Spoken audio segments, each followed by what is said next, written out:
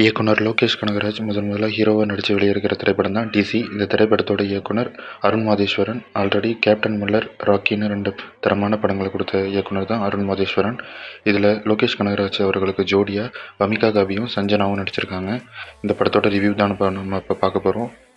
படத்தோட story one line என்ன அப்படின்னா, ஒரு லோகேஷ் கனகராஜோட கேங்கை ஒரு போலீஸ் கும்பல் தேடுறாங்க. அதுக்கு முன்னாடி அவங்க ஒரு மர்டர் பண்ணியிருக்காங்க. அந்த மர்டர் எதுக்காக பண்ணாங்க, ஏன் பண்ணாங்க அப்படிங்கிறத கண்டுபிடிக்கிறது தான் இந்த படத்தோட கதை. படம் முழுக்க ரத்த சீன் தான் தெறிக்க இருக்கும். அதனால் குழந்தைங்களோ ஃபேமிலியோடு இந்த படத்தை பார்க்க முடியாது. இந்த படம் 2வது ஒரு ஏ சர்டிஃபிகேட் திரைப்படம். இந்த படத்தில் ஏகப்பட்ட கெட்ட வார்த்தைகளும் வரும். இது எல்லாத்தையும் தாண்டி படத்தில் தரமாக ஒரு 4 ஃபைட் சீன் இருக்குது. ஒரு மேரேஜ் ஹால் ஃபைட் சீன் இன்டர்மேஷனுக்கு அப்புறமா வரும். அதுக்கப்புறமா போலீஸ் ஸ்டேஷனில் ஒரு ஃபைட் சீன் நடக்கும். அந்த ஃபைட் சீனு பீக் இன்டர்வலுக்கு ஒரு ஃபைட் சீன் ஒன்று நடக்கும். அதுவும் சேர்த்து மொத்தம் 4 ஃபைட் சீன் நடக்கும். அந்த 4 ஃபைட் சீனுமே பங்கமாக இருக்கும். பயங்கரமாக எடுத்திருக்காங்க.